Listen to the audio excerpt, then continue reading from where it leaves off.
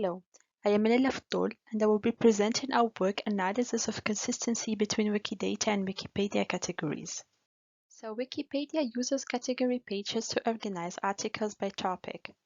Their page content consists of member pages and related subcategories that form a hierarchy. Each Wikipedia category page has its corresponding Wikidata item, which also includes links to corresponding Wikipedia categories in different languages. Each Wikidata category item is instance of a specific class, Wikimedia category, and it has, among others, also properties that define the conditions for membership of a given Wikidata item to the considered category.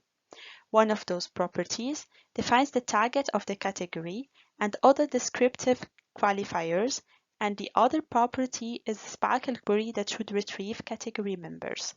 Looking into Wikipedia, each member page has its corresponding Wikidata item, and collecting all underlying direct members and indirect ones included in the subcategory hierarchy leaves us with a set of Wikidata items.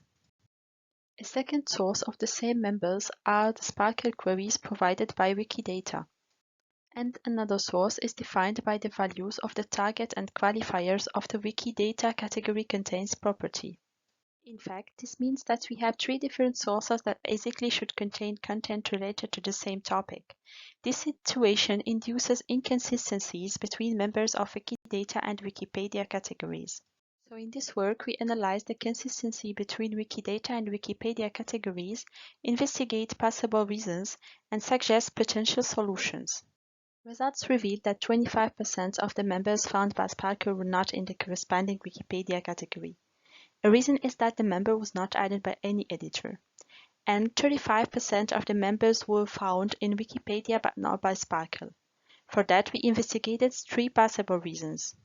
So we are looking forward for your feedback, and we would like to know if the community would be interested in suggestions to automatically align the content of both sources. And for more information about our candidate generation and evaluation workflow, visit our GitHub link. Thank you.